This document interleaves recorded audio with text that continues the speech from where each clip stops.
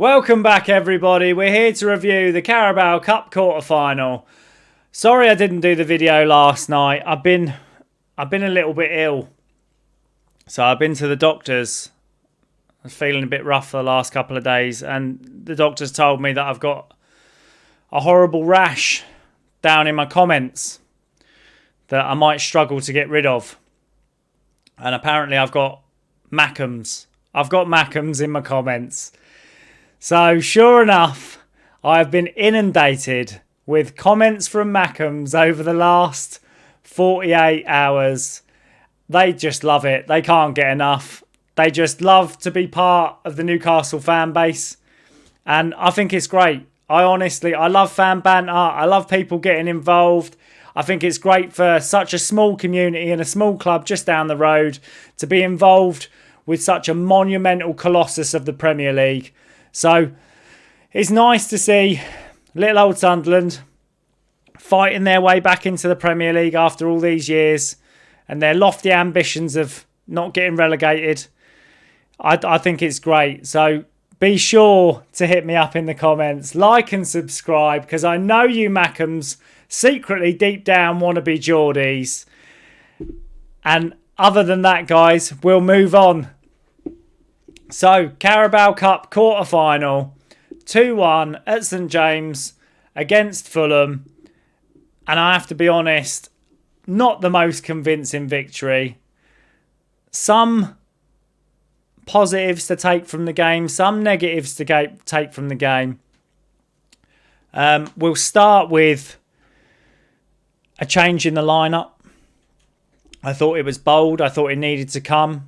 I was kind of pleased to see no Sandro Tonali, no Joel Linton, certain players getting a rest. Obviously, issues with the defensive injuries that have continued to get worse. And I think that's something we'll have to address over the next kind of month into the January window.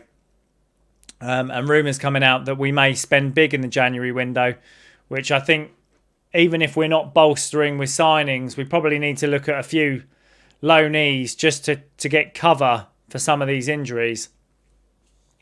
But most of all, the players, I'm going to say the players I was most pleased with straight off.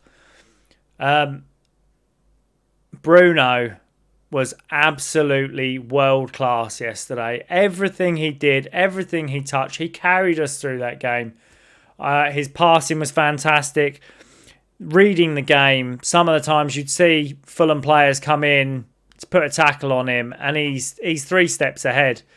He's already touched the ball round him and looking for the pass, and he's looking in the right spaces to release people. Obviously, Johan Wissa coming in, first start, gets his first goal. I thought he looked fairly sharp for a guy that's had very little game time. I thought he looked fairly sharp. Hopefully he'll be able to carry this on. It made a real difference, I thought, to our front line, seeing what I would call an advanced forward, someone who plays on the shoulder, who knows how to make the right movements to get into the right spaces. More of a classic 9 from Wissa, and I think this is only a positive. Take a little bit of pressure off Nick Voltmada, who has been class this year. And we need Wissa to be the 9, the out-and-out 9, and Voltmada to be able to be given the time to grow, progress, become a better player than he already is. And I think the time that he will get to adapt to the league, his physicality, his fitness, he's already starting to show signs of becoming the player we want him to be. But if we can give him more time to develop and less pressure, I think, this can only be a good thing for him. And then obviously the star boy, the wonder kid, the best talent of the Northeast, Lewis Miley. This kid is fucking awesome. Lewis Miley being played at right back. As soon as I saw the lineup, I thought, seriously? I know he needs game time, but give him that midfield role. Stick somebody else at right back. But honestly, I thought he was impressive. He was physical. he pushed forward. He offered us a different option. He was able to move into kind of that, as an inverted, pull into that midfield space when we went forward. There were times when he was getting in front of Jacob Murphy, and Jacob Murphy was dropping back. This kid is absolutely class. And after the disappointment of conceding the goal straight after to level it from Fulham with Lukic, I felt like we kind of lost our way a little bit. And we didn't control the game as well as we should at home. And when we came out into the second half and we started to get a little bit more of a feel, get back into our natural rhythm, start to dominate the game a little bit more. And I don't mean dominate in chances or attacks at goal, but even just holding the ball. I think the biggest thing for us is we have lost the ability to hold the ball in that centre midfield. 90% of the time, I think we're rushed, we're harried, we push the ball forward too quickly and try and break when there isn't an option, rather than retaining possession, making the other team work.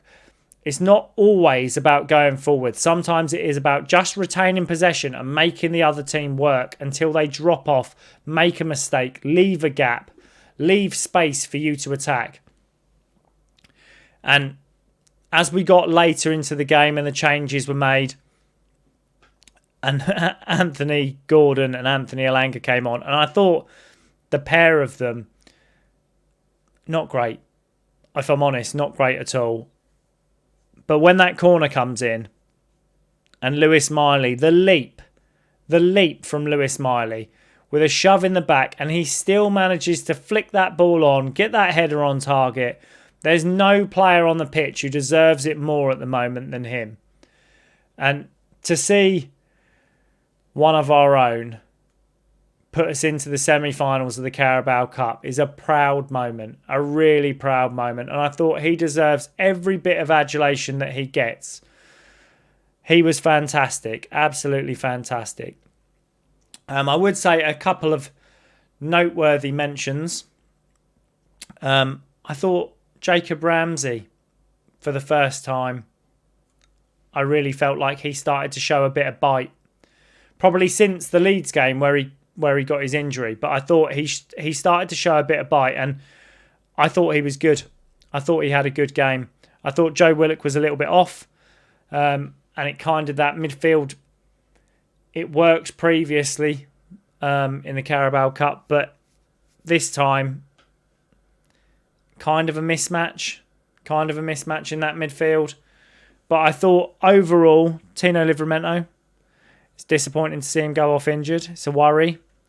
Hopefully that's not too bad. We'll have to wait and see.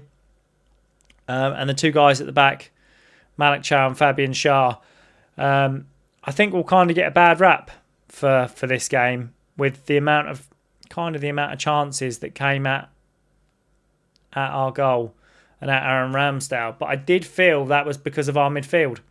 If you look at the Lukic goal, first off, fullbacks need to stop crosses.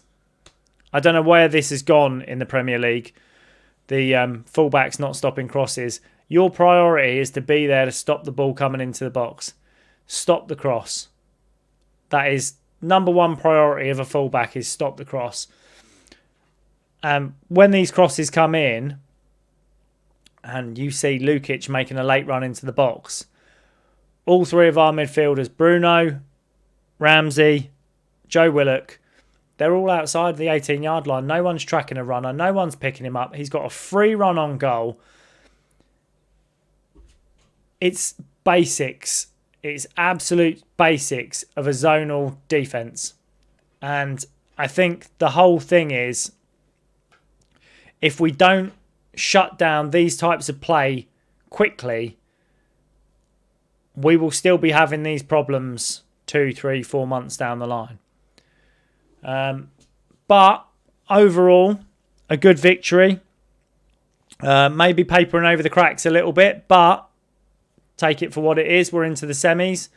Man City in the draw, which when I looked at the teams that are still in the draw, Chelsea, Arsenal, Man City, and Palace. Obviously, Palace if they can beat Arsenal. I actually favour the Man City draw. I think out of the teams that are in there, I think Arsenal most definitely would have more of a chip on their shoulder to knock us out after us doing it to them last year in the Carabao Cup. We don't have the greatest track record. I mean, we do in the Premier League with Chelsea, but we don't in the Cup with Chelsea. So there's a little bit there where I was quite pleased that we didn't draw Chelsea. And then overall, the fact that we have beaten Man City this season, and we did beat them in the Cup last season. My only worry being is that they've come into quite a rich vein of form at the moment, and that Pep tends to get to this kind of stage into the semis and the final and then start to play a full strength Man City. I think if he continues to do the changes in order to compete in other competitions and to try and relieve stress on his first team, we have every opportunity to get a result. And I think if we can get a result in the first leg, we may be able to see out the second leg. So overall, it's looking positive. Obviously, we've got Chelsea at the weekend. I think it's going to be an interesting tie. I don't think they're as strong as they look. I think there's still a weakness to their game, and there's obviously a lot of weaknesses to ours. So I think this one could go either way. But hopefully, if you've enjoyed the content, guys, be sure to hit me up in the comments. Mackham's included. There's never a more unwanted fan base that have been hitting me up in the comments. But be sure to carry on, because I don't mind. It's good for me numbers. Like and subscribe. And hopefully, guys, I will see you in the next one.